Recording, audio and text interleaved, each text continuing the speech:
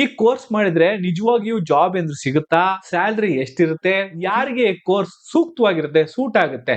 Government seat ಹೇಗೆ ಪಡೆಯೋದು? Future ಇದೆಯಾ ಇಲ್ವಾ? ಎಲ್ಲಾ ಮಾಹಿತಿ ಇಟ್ಕೊಟ್ಬಿಡ್ತೀನಿ. ಡಿ ಫಾರ್ಮಸಿ ಅಂತ ಅಂದ್ರೆ ನಾನು ಅವಾಗಲೇ ಹೇಳಿದಾಗೆ ಇದು ಡಿಪ್ಲೊಮಾ ಇನ್ ಫಾರ್ಮಸಿ ಕೋರ್ಸ್. ಇದು ಫಾರ್ಮಸಿ ಫೀಲ್ಡ್ ಗೆ ಎಂಟ್ರಿ ಲೆವೆಲ್ ಒಂದು ಪ್ರೊಫೆಷನಲ್ ಡಿಪ್ಲೊಮಾ ಕೋರ್ಸ್ ಆಗಿರುತ್ತೆ. ನೀವು ಇದಕ್ಕೆ ಯಾವುದೇ ಫಾರ್ಮಸಿ ಡಿಪ್ಲೊಮಾ ಅಂದ್ರೆ ಸಿಂಪಲ್ ಈ ಡಿಪ್ಲೊಮಾ ಮಾಡ್ಕೊಂಡು ಫಾರ್ಮಸಿ ಫೀಲ್ಡ್ ಗೆ ಎಂಟರ್ ಆಗ್ಬೋದು. ಈ ಕೋರ್ಸ್ ನಲ್ಲಿ ನೀವು ಮೆಡಿಸಿನ್ಸ್ ಬಗ್ಗೆ ಬೇಸಿಕ್ ಇಂದ ಹಿಡಿದು ಅಡ್ವಾನ್ಸ್ ನಾಲೆಡ್ಜ್ ಗಳನ್ನ ಕೂಡ ಪಡಿತೀರಾ. ಉದಾಹರಣೆಗೆ ಒಂದು ಮೆಡಿಸಿನ್ ಹೇಗೆ ತಯಾರಾಗುತ್ತೆ, ಹೇಗೆ ಸ್ಟೋರ್ ಮಾಡಬೇಕು, ಯಾರಿಗೆ ಕೊಡ್ಬೇಕಾಗತ್ತೆ ಈ ಮೆಡಿಸಿನ್ ಅಂದ್ರೆ ಯಾವ ಜ್ವರಕ್ಕೆ ಯಾವ ಮಾತ್ರೆ, ಕೆಮ್ಮಿಗೆ, ಅದೇ ತರ ದೊಡ್ಡ ದೊಡ್ಡ ರೋಗಗಳಿಗೆ ದೊಡ್ಡ ದೊಡ್ಡ ಪ್ರಾಬ್ಲಮ್ ಯಾವ ಮಾತ್ರೆ ಅನ್ನೋದು ನಿಮ್ಗೆ ಐಡಿಯಾ ಸಿಗುತ್ತೆ. ಯಾವ ಡೋಸು ಎಷ್ಟು ಕೊಡ್ಬೇಕು, ಮಕ್ಕಳಿಗೆ ಎಷ್ಟು, ವೃದ್ಧರಿಗೆ ಎಷ್ಟು, ಮಿಡಲ್ ಏಜ್ ಅವ್ರಿಗೆ ಎಷ್ಟು, ಯಾವ ಮೆಡಿಸಿನ್ ಜೊತೆ ಯಾವ ಮೆಡಿಸಿನ್ ಕೊಡಬಾರ್ದು, ಡ್ರಗ್ ಇನ್ನ ಲಾಗಳಿರುತ್ತೆ, ಇದಕ್ಕೆ ಸಪರೇಟ್ ಲಾ ಇರುತ್ತೆ. ಯಾರ್ಯಾರೋ ಮೆಡಿಸಿನ್ ಕೊಡಕ್ಕಾಗಲ್ವಾ, ಆ ಲಾಗಳೇನು, ಹಾಸ್ಪಿಟಲ್ ಫಾರ್ಮಸಿ, ಈಗ ಹಾಸ್ಪಿಟಲ್ ಫಾರ್ಮಸಿ ಇರ್ಬೋದು, ರಿಟೇಲ್ ಇರ್ಬೋದು, ಹೇಗೆ ಸ್ಟೋರ್ಗಳು ರನ್ ಆಗ್ತವೆ, ಅವ್ರು ಹೇಗೆ ನಡ್ಸ್ಕೊಂತ ಹೋಗ್ತಾರೆ, ಇವೆಲ್ಲ ಈ ಕೋರ್ಸ್ ನಲ್ಲಿ ಪ್ರಾಕ್ಟಿಕಲ್ ಜೊತೆಗೆ ಕಲಿಕೊಳ್ತಾ ಹೋಗ್ತಾರೆ. ಅಂದ್ರೆ ನೀವು ಮೆಡಿಸಿನ್ ಸೆಲ್ ಮಾಡುವ ವ್ಯಕ್ತಿ ಮಾತ್ರ ಆಗಿರಲ್ಲ, ಒಬ್ಬ ಮೆಡಿಸಿನ್ ಸೆಲ್ ಮಾಡೋದು ಅಷ್ಟೇ ಅಲ್ಲದೆ ಒಬ್ಬ ರೆಸ್ಪಾನ್ಸಿಬಲ್ ಹೆಲ್ತ್ ಕೇರ್ ಪ್ರೊಫೆಷನಲ್ ಅಂದ್ರೆ ನಿಮಗೆ ಒಂದು ಹೇಗೆ ಕೆಲಸ ಮಾಡಬೇಕು, ಹೇಗೆ ಪ್ರೊಫೆಷನಲ್ ಆಗಿ ಬಿಹೇವ್ ಮಾಡಬೇಕು ಎಲ್ಲಾನು ಕೂಡ ಇಲ್ಲಿ ಕಲಿಸ್ತಾರೆ. ಯಾಕೆ ನೀವು ಡಿ ಫಾರ್ಮಸಿನ ಚೂಸ್ ಮಾಡಬೇಕು ಅನ್ನೋದನ್ನ ಇವಾಗ ನಾನು ಹೇಳ್ಕೊಳ್ತಾ ಹೋಗ್ತೀನಿ. ಯಾಕೆ ನೀವು ಚೂಸ್ ಮಾಡ್ಬೇಕು ಈ ಕೋರ್ಸ್ ನ ಅಂತಂದ್ರೆ, ಡಿ ಫಾರ್ಮಸಿ ಯಾಕೆ ನೀವು ಮಾಡ್ಬೇಕು ಅಂತ ಯೋಚನೆ ಅಂದ್ರೆ ಮಾಡ್ತಿದ್ರೆ, ಇದು ಕೇವಲ 2 ವರ್ಷ ಕೋರ್ಸ್. ಇಂಜಿನಿಯರಿಂಗು ಬೇರೆ ಡಿಗ್ರಿಗಳು BA BCom BSc ಎಲ್ಲಾದ್ರೆ 3 ಇಂದ 4 ವರ್ಷ ಕೋರ್ಸಿಗೆ ಟೈಮ್ ಕೊಡ್ಲೇಬೇಕು. ಬೇಗ ಕೋರ್ಸ್ ಕಂಪ್ಲೀಟ್ ಕೂಡ ಆಗುತ್ತೆ, ಎಕ್ಸ್ಪೀರಿಯನ್ಸ್ ಕೂಡ ಸ್ಟಾರ್ಟ್ ಮಾಡ್ಬೋದು, ಕೆಲಸ ಕೂಡ ಆದಷ್ಟು ಬೇಗ ಪ್ರೊಫೆಷನಲ್ ಹಾಸ್ಪಿಟಲ್ಗಳಿಗೆ ನಿಮ್ದೇ ಒಂದು ಮೆಡಿಕಲ್ ಸ್ಟೋರ್ ಇಟ್ಕೊಂಡು ಅಥವಾ ಕ್ಲಿನಿಕ್ ಇರ್ಬೋದು, ಫಾರ್ಮಸಿ ಇರ್ಬೋದು, ಇದೆಲ್ಲಾದ್ರೂ ನೀವು ಆರಾಮಾಗಿ ಕೆಲಸ ಮಾಡ್ಬೋದು. ಸ್ವಂತ ಮೆಡಿಕಲ್ ಸ್ಟೋರ್ ಓಪನ್ ಮಾಡ್ತೀರಾ, ಆರಾಮಾಗಿ ಇದನ್ನು ಆರಾಮಾಗಿ ಮಾಡ್ಬೋದು. ಮಿನಿಮಮ್ ಕ್ವಾಲಿಫಿಕೇಶನ್ ಇಟ್ಕೊಂಡು ಮೆಡಿಕಲ್ ಸ್ಟೋರ್ ಓಪನ್ ಮಾಡಕ್ಕೆ ಇದು ದಿ ಬೆಸ್ಟ್ ಕೋರ್ಸ್. ಇದರ ಹೆಸರು ಡಿಪ್ಲೊಮಾ ಇನ್ ಫಾರ್ಮಸಿ ಅಥವಾ ಡಿ ಫಾರ್ಮಾ ಅಂತ ಸಿಂಪಲ್ ಆಗಿ ಕರೀತಾರೆ. ಈ ಕೋರ್ಸ್ ತುಂಬಾ ಉಪಯೋಗ ಬರುತ್ತೆ. ಫೀಸ್ ಕೂಡ ತುಂಬಾ ಕಮ್ಮಿ. ಬ್ಯಾಚಲರ್ ಇನ್ ಫಾರ್ಮಸಿ ನೋಡಿ 3 ಇಂದ 4 ವರ್ಷ ಕೋರ್ಸ್, ಅದಕ್ಕೆ ಫೀಸ್ ಜಾಸ್ತಿ ಆಗುತ್ತೆ, ಅದು ಡಿಗ್ರಿ ಕೋರ್ಸ್ ಆಗಿರುತ್ತೆ. ಡಿಪ್ಲೊಮಾ ಕೋರ್ಸ್ ಅದರಿಂದ ಇದಕ್ಕೆ ಫೀಸ್ ಕೂಡ ಕಮ್ಮಿನೇ ಇರುತ್ತೆ. ಸೆಕೆಂಡ್ PUC ಅಥವಾ 12th ಕಂಪ್ಲೀಟ್ ಮಾಡಿದವರು ಯಾರು ಬೇಕಾದ್ರೂ ಫಿಸಿಕ್ಸ್, ಕೆಮಿಸ್ಟ್ರಿ ಅಥವಾ ಬಯಾಲಜಿ ಅಥವಾ ಮ್ಯಾಥಮೆಟಿಕ್ಸ್ ಇರ್ಲೇಬೇಕು ಸಬ್ಜೆಕ್ಟ್ ತಗೊಂಡವರು, ಅಥವಾ PCB ಅಥವಾ PCM ಯಾರೇ ತಗೊಂಡಿರೋ ಸ್ಟೂಡೆಂಟ್ಸ್ ಇದಕ್ಕೆ ಎಲಿಜಿಬಿಲಿಟಿನ ಪಡಿತಾರೆ. ಅಂದ್ರೆ ಸೈನ್ಸ್ ತಗೋಬೇಕಾಗುತ್ತೆ. ಕೆಲವು ಕಾಲೇಜಸ್ ಅಲ್ಲಿ ಮಿನಿಮಮ್ ಪರ್ಸೆಂಟೇಜ್ ತಗೊಂಡಿರೋರಿಗೆ ಮಾತ್ರ ತಗೊಂತಾರೆ. ಅಂದ್ರೆ ಮಿನಿಮಮ್ ಒಂದು 45% ತಗೊಂಡಿರೋರ್ನ ಆದಷ್ಟು ಸೆಲೆಕ್ಟ್ ಮಾಡ್ಕೊಂತಾರೆ. ಆದ್ರೆ ಹೆಚ್ಚಿನ ಕಾಲೇಜಸ್ ಅಲ್ಲಿ ಯಾವ್ದೇ ರೀತಿ ಎಲಿಜಿಬಿಲಿಟಿ ಇರಲ್ಲ. ಯಾರು ಬೇಕಾದ್ರೂ PUC ಮುಗಿಸಿರೋರು PCB ಅಂದ್ರೆ ಫಿಸಿಕ್ಸ್ ಕೆಮಿಸ್ಟ್ರಿ ಬಯಾಲಜಿ ಅಥವಾ ಫಿಸಿಕ್ಸ್ ಕೆಮಿಸ್ಟ್ರಿ ಮ್ಯಾಥಮೆಟಿಕ್ಸ್ ಅಲ್ಲಿ PUC ಮುಗಿಸಿರೋರು, ಸೈನ್ಸ್ ಅಲ್ಲಿ ಮುಗಿಸಿರೋರು ಹೋಗಿ ನೀವು ಆರಾಮಾಗಿ ಅಡ್ಮಿಷನ್ ನ ಪಡಿಬಹುದು. ಅಡ್ಮಿಷನ್ ಪ್ರೋಸೆಸ್ ಹೇಗಿರುತ್ತಪ್ಪ ಅಂತಂದ್ರೆ, ಅಡ್ಮಿಷನ್ 2 ರೀತಿಯಲ್ಲಿ ಆಗುತ್ತೆ. ಯಾವ ರೀತಿ ಅಂದ್ರೆ, ಒಂದು ಗೌರ್ಮೆಂಟ್ ಸೀಟ್ ತಗೋಬಹುದು ಅಥವಾ ಒಂದು ಮ್ಯಾನೇಜ್ಮೆಂಟ್ ಅಥವಾ ಪೇಮೆಂಟ್ ಸೀಟ್ ಗೆ ಕೂಡ ನೀವು ಅರ್ಹರಿದ್ರೆ ಪೇಮೆಂಟ್ ಸೀಟ್ ತಗೋಬಹುದು. ಯಾಕಂದ್ರೆ ಗೌರ್ಮೆಂಟ್ಸ್ ಒಬ್ಬರಿಗೆ ಏನಾಗುತ್ತೆ, ಪರ್ಸೆಂಟೇಜ್ ಕಮ್ಮಿ ಇರುತ್ತೆ ಅಂತವ್ರು ಹೋಗಿ ಪೇಮೆಂಟ್ ಸೀಟ್ ತಗೋಬಹುದು. ಪೇಮೆಂಟ್ ಸೀಟ್ ಅಷ್ಟೊಂದು ನಿಮ್ಗೆ ಜಾಸ್ತಿ ದುಡ್ಡು ಆಗಿ ಬರಲ್ಲ. ಗೌರ್ಮೆಂಟ್ ಸೀಟ್ ಬೇಕಂದ್ರೆ ನೀವು CET ಕೌನ್ಸಿಲಿಂಗ್ ಮೂಲಕ ಅಡ್ಮಿಷನ್ ಪಡಿಬಹುದು. ಮೆರಿಟ್ ಹಾಗೂ ರಿಸರ್ವೇಶನ್ ನೋಡ್ಕೊಂಡು ನಿಮ್ಗೆ ಕ್ಯಾಟಗರಿ ಇದ್ರೆ, ಪರಿಶಿಷ್ಟ ಜಾತಿ ಮತ್ತು ಪಂಗಡದವರು ಇದ್ರೆ, ಅದರ್ ಬ್ಯಾಕ್ವರ್ಡ್ ಕ್ಲಾಸ್ ಇದ್ರೆ ನಿಮ್ಗೆ ಒಂದು ಪ್ರಾಧಾನ್ಯತೆ ಕೂಡ ಸಿಗುತ್ತೆ. ಆದ್ರೆ ಒಂದು ಕಾಲೇಜ್ ಅಪ್ರೂವ್ ಆಗಿದೆಯಾ, PCI ಅಪ್ರೂವ್ ಆಗೋದು college important. State pharmacy council ಅಲ್ಲಿ ರೆಕಗ್ನಿಷನ್ ನ ಪಡಿಬೇಕು ಕಾಲೇಜು. ಅಂತ ಕಾಲೇಜುಗಳಿದೆಯಲ್ಲ ಅಂತ ಚೆಕ್ ಮಾಡ್ಕೊಂಡು ನೀವು ಸೇರ್ಕೊಳ್ಳಿ. ಯಾಕೆಂದ್ರೆ ಅಡ್ಮಿಷನ್ ತೆಗೆದುಕೊಂಡ್ಮೇಲೆ ನೀವು ಕಾಲೇಜ್ ನ ಚೇಂಜ್ ಮಾಡಕ್ ಬರಲ್ಲ. ಇದು ತುಂಬಾ ಇಂಪಾರ್ಟೆಂಟ್ ಕೂಡ. ಕೋರ್ಸ್ ಡ್ಯೂರೇಷನ್ ಮತ್ತೆ ಏನ್ ಟ್ರೈನಿಂಗ್ ಕೊಡ್ತಾರೆ ಅಂತ ನಾನು ಇವಾಗ ಹೇಳ್ತಾ ಹೋಗ್ತೀನಿ. ನಾವಾಗ್ಲೇ ಹೇಳದ್ನಲ್ಲ, ಇದು ಸಿಂಪಲ್ 2 ವರ್ಷ ಕೋರ್ಸು. ಇದಾದ ನಂತರ ಒಂದು ಪ್ರಾಕ್ಟಿಕಲ್ ಟ್ರೈನಿಂಗ್ ನ ಕೊಡ್ತಾರೆ. ಸುಮಾರು 3 ತಿಂಗಳು ಅಥವಾ 500 ಗಂಟೆಯ ಒಂದು ಇಂಟರ್ನ್ಶಿಪ್ ನ ನೀವು ಕಂಪ್ಲೀಟ್ ಮಾಡ್ಬೇಕಾಗುತ್ತೆ. ಟ್ರೈನಿಂಗ್ ಎಲ್ಲೆಲ್ಲಿ ಮಾಡ್ಬೋದು ಅಂತಂದ್ರೆ, ಹಾಸ್ಪಿಟಲ್ ಫಾರ್ಮಸಿಗಳಲ್ಲಿ ಈ ಟ್ರೈನಿಂಗ್ ಮಾಡೋದು 500 ಗಂಟೆ ಅಥವಾ 3 ತಿಂಗಳು, ಅಥವಾ ರಿಟೇಲ್ ಮೆಡಿಕಲ್ ಸ್ಟೋರ್ ಗಳಲ್ಲಿ ರೆಕಗ್ನೈಸ್ ಆಗಿರೋ ಕ್ಲಿನಿಕಲ್ ಫಾರ್ಮಸಿ ಟ್ರೈನಿಂಗ್ ಕಂಪ್ಲೀಟ್ ಆದ ನಂತರ ರಿಜಿಸ್ಟ್ರೇಷನ್ ಪ್ರೋಸೆಸ್ ಕೂಡ ನಡೆಯುತ್ತೆ. ರಿಜಿಸ್ಟ್ರೇಷನ್ ಪ್ರೋಸೆಸ್ ಹೇಗೆ ನೀವು ಫಾರ್ಮಸಿಸ್ಟ್ ಆಗಿ ರಿಜಿಸ್ಟ್ರೇಷನ್ ಮಾಡ್ಕೊಳ್ಳೋದು, ಇದಾದ್ಮೇಲೆ ತುಂಬಾ ಇಂಪಾರ್ಟೆಂಟ್. ಅದೇ ಪ್ರೊಸೀಜರ್ ನಾನು ಆಗ್ಲೇ ಒಂದು ವಿಡಿಯೋ ಹಾಕಿದ್ದೀನಿ, ಹೋಗಿ ನೀವು ನೋಡ್ಕೊಂಡ್ ಬಂದ್ಬಿಡಿ. ಯಾವ ಡಾಕ್ಯುಮೆಂಟ್ಸ್ ಬೇಕು ಎಲ್ಲ ಅದ್ರಲ್ಲಿ ಕವರ್ ಆಗಿದೆ.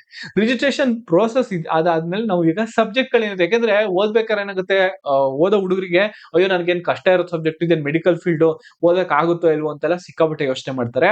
ಯೋಚನೆ ಮಾಡೋ ಅವಶ್ಯಕತೆ ಇಲ್ಲ. ಯಾವ್ಯಾವ ಸಬ್ಜೆಕ್ಟ್ ಗಳಿದೆ ಅಂತ ಹೇಳ್ಬಿಡ್ತೀನಿ. ಕೇಳಕ್ ಸ್ವಲ್ಪ ಕ್ಲಿಷ್ಟಕರ ಆದ್ರೂ ಆರಾಮಾಗಿ ಹೋಗಿ ಸಬ್ಜೆಕ್ಟ್ ಗಳಿಗೆ ಸೇರ್ಕೋಬಹುದು.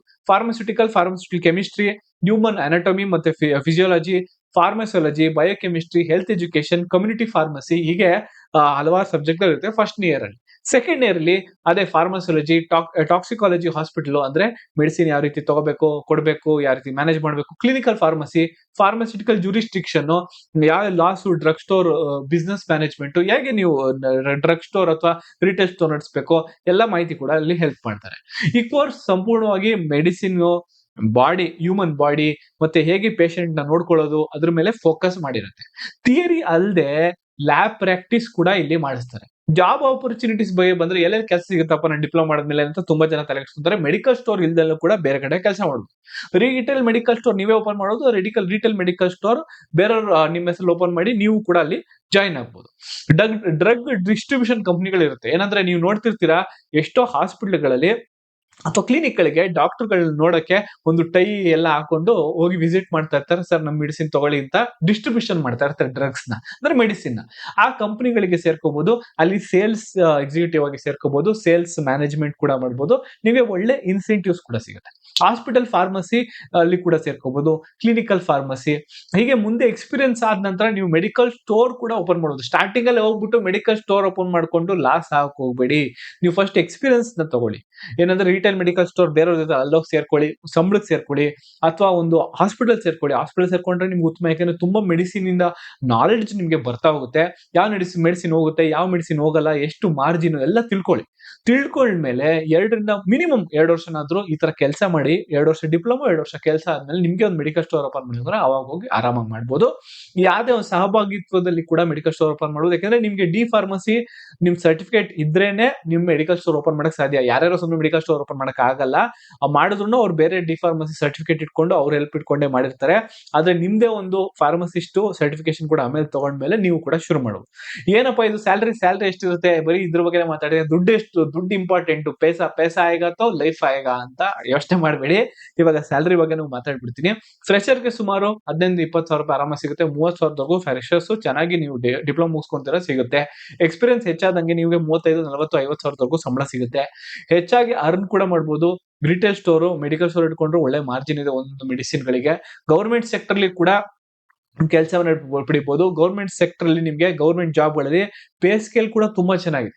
ಇನ್ಕಮ್ ಕೂಡ ಸಂಪೂರ್ಣ ಸೇಲ್ಸ್ ಮೇಲೆ ಡಿಪೆಂಡ್ ಆಗಿರುತ್ತೆ. ನೀವು ಪ್ರೈವೇಟ್ ಆಗಿ ನಡೆಸ್ತೀರಾ ಅಂದ್ರೆ ಡಿ ಫಾರ್ಮಸಿ ಒಂದು ಒಳ್ಳೆ ಕೋರ್ಸ್ ಆಯ್ತಾ.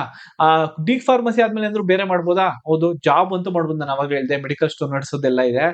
ಡಿ ಫಾರ್ಮಸಿ ಡಿಪ್ಲೊಮಾ ಮಾಡಿದ್ಮೇಲೆ ಬ್ಯಾಚುಲರ್ ಇನ್ ಫಾರ್ಮಸಿ ಮಾಡ್ಬೋದು. ಬ್ಯಾಚುಲರ್ ಇನ್ ಫಾರ್ಮಸಿ ಬಂದ್ಬಿಟ್ಟು ಸೆಕೆಂಡ್ ಇಯರ್ ಅಲ್ಲಿ, ಅಂದ್ರೆ ಫಸ್ಟ್ ಇಯರ್ ನೀವ್ ಹೆಂಗ್ ಓದಿರ್ತೀರಾ ಅಂತ ಲ್ಯಾಟರಲ್ ಎಂಟ್ರಿ ಕೊಡ್ತಾರೆ. ಡಿಪ್ಲೊಮಾ ಮಾಡಿದವರು ಇಂಜಿನಿಯರಿಂಗ್ ಹೇಗ್ ಮಾಡ್ತಾರೋ, ಈಗ ITI ಮಾಡಿದವರು ಡಿಪ್ಲೊಮಾ ಮಾಡ್ತಾರೋ, ಈಗ lateral entry second year join ಆಗ್ತಾರೋ, ಅದೇ ರೀತಿ ನೀವು ಬ್ಯಾಚುಲರ್ ಆಫ್ ಫಾರ್ಮಸಿ ಡಿಗ್ರಿ ಕೂಡ ಹೋಗಿ ಸೇರ್ಕೋಬಹುದು. ಅಲ್ಲಿ ನೀವು ಲ್ಯಾಟರಲ್ ಎಂಟ್ರಿ ಸೇರ್ಕೊಂಡು ಸೆಕೆಂಡ್ ಇಯರ್ ಗೆ ಶುರು ಆಗ್ಬೋದು. ಯೂನಿವರ್ಸಿಟಿ ರೂಲ್ ಪ್ರಕಾರ ನೀವು ಸೇರ್ಕೋಬಹುದು. ಮುಂದೆ ಹೈಯರ್ ಸ್ಟಡೀಸ್ ಕೂಡ ಮಾಡ್ಬೋದು. ಜೊತೆಗೆ ಫಾರ್ಮಾ ಡಿ ಅಂತೆಲ್ಲ ಇರುತ್ತೆ, ಅದು ಇದು ಎಲ್ಲ ಏನ್ ಬೇಕಾದ್ರೂ ಮಾಡಬಹುದು. ಮಾಡೋದಕ್ಕೆ ಸಾವಿರಾರು MBA ರಿಲೇಟೆಡ್ ಡಿಗ್ರಿಗಳು ಕೂಡ ಇದ್ರ ಜೊತೆ ಇದೆ. ಯಾಕಂದ್ರೆ ಹಾಸ್ಪಿಟಲ್ ಮೇಂಟೆನೆನ್ಸ್ ಮಾಡ್ತೀರಾ ನೀವು MBA ರಿಲೇಟೆಡ್ ಡಿಗ್ರಿ ಕೂಡ ಇಂಪಾರ್ಟೆಂಟ್ ಆಗುತ್ತೆ. ಕರಿಯರ್ ಗ್ರೋತ್ಗೆ ಸಾಕಷ್ಟು ಅವಕಾಶ ಇದೆ. ಇದು ಒಂದು ಡೋರ್ ನ ಓಪನ್ ಮಾಡ್ಕೊಡುತ್ತೆ ನಿಮ್ಮ ಡಿಪ್ಲೊಮಾ ಕೋರ್ಸ್ ಇದು, ಆಯ್ತಾ. ರಿಜಿಸ್ಟ್ರೇಷನ್ ಮಾಡ್ಕೊಳ್ಳೋದು ನಾವು ಆಗ್ಲೇ ಹೇಳಿದೆ. ಇದೆಲ್ಲ ಮುಗಿದ್ಮೇಲೆ ನೀವು ರಿಜಿಸ್ಟ್ರೇಷನ್ ಮಾಡ್ಕೊಳ್ಳೋದು ತುಂಬಾ ಇಂಪಾರ್ಟೆಂಟ್. ಕೋರ್ಸ್ ಕಂಪ್ಲೀಟ್ ಆದ ತಕ್ಷಣ ನೀವು ಫಾರ್ಮಸಿಸ್ಟ್ ಆಗಕ್ ಆಗಲ್ಲ. ಮೊದಲು ಇಂಟರ್ನ್ಶಿಪ್ ಕಂಪ್ಲೀಟ್ ಮಾಡಬೇಕು. ಅದಾದ್ಮೇಲೆ ಸ್ಟೇಟ್ ಫಾರ್ಮಸಿ ಕೌನ್ಸಿಲ್ ಅಲ್ಲಿ ರಿಜಿಸ್ಟ್ರೇಷನ್ ಮಾಡ್ಕೋಬೇಕಾಗುತ್ತೆ. ರಿಜಿಸ್ಟ್ರೇಷನ್ ಆದ ನಂತರ ನೀವು ಏನ್ ಮಾಡ್ಬೋದು, ಆದ ನಂತರ ಅಫಿಷಿಯಲ್ ರಿಜಿಸ್ಟರ್ಡ್ ಫಾರ್ಮಸಿಸ್ಟ್ ಅಂತ ಒಂದು ಸರ್ಟಿಫಿಕೇಟ್ ಕೊಟ್ಬಿಡ್ತಾರೆ. ಆ ಸರ್ಟಿಫಿಕೇಟ್ ಇಟ್ಕೊಂಡು ಆ ರಿಜಿಸ್ಟ್ರೇಷನ್ ಪ್ರೋಸೆಸ್ ಎಲ್ಲ ಕಂಪ್ಲೀಟ್ ಆದ್ಮೇಲೆ ಕೊಡೋದು, ಸುಮ್ಮನೆ ಪೆಟ್ಟ ಅಂತ ಕೊಡೋ ಹೋಗಲ್ಲ. ನಿಮ್ಗೆ ಆಮೇಲೆ ನಿಮ್ದೇ ಆದ ಒಂದು ರಿಟೇಲ್ ಸ್ಟೋರ್ ಅಥವಾ ಇನ್ನೊಂದು ಮತ್ತೊಂದು ಆರಾಮ್ ನಡೆಸ್ಕೊಳ್ತಾ ಹೋಗ್ಬೋದು. ನೀವು ಸ್ಟಾರ್ಟಿಂಗ್ 2 ವರ್ಷ ನೀವು ಪ್ರಾಕ್ಟೀಸ್ ಮಾಡಿ ಬೇರೆ ಕಡೆ ಹೋಗಿ ಅಂತ ಹೇಳಿದ್ನಲ್ಲ, ಅವಾಗಲೇ ಫಾರ್ಮಸಿ ಸರ್ಟಿಫಿಕೇಟ್ ಕೂಡ ಮಾಡ್ಕೊಂಬಿಡಿ. ಹಾಗಾದ್ರೆ ಫ್ರೆಂಡ್ಸ್, ಡಿ ಫಾರ್ಮಸಿ ಯಾರಿಗೆ ಬೆಸ್ಟ್? ಮೆಡಿಕಲ್ ಫೀಲ್ಡ್ ಇಂಟ್ರೆಸ್ಟ್ ಇದ್ರೆ, ಬೇಗ ಕರಿಯರ್ ಸ್ಟಾರ್ಟ್ ಮಾಡಬೇಕು ಅಂತ ಇದ್ರೆ, ಕಡಿಮೆ ಡ್ಯೂರೇಷನ್ ಅಲ್ಲಿ ಕಡಿಮೆ ಸಮಯದಲ್ಲಿ ಒಂದು ಪ್ರೊಫೆಷನಲ್ ಕೋರ್ಸ್ ಮಾಡಬೇಕು ಅಂತ ನಿಮ್ಗೆ ಏನಾದ್ರು ಆಸೆ ಇದ್ರೆ, ಅಥವಾ ಮೆಡಿಕಲ್ ಸ್ಟೋರ್ ಓಪನ್ ಮಾಡಬೇಕು ಅಥವಾ ಮೆಡಿಕಲ್ ಸ್ಟೋರ್ ಅಲ್ಲಿ ಕೆಲಸ ಮಾಡಬೇಕು ಅಂತ ಆಸಕ್ತಿ ಇದ್ರೆ, ಖಂಡಿತವಾಗಿ ಈ ಕೋರ್ಸ್ ನೀವು ಆಪ್ಟ್ ಮಾಡ್ಕೋಬಹುದು. ತುಂಬಾ ಒಳ್ಳೆ ಕೋರ್ಸ್ ಆಗಿದೆ.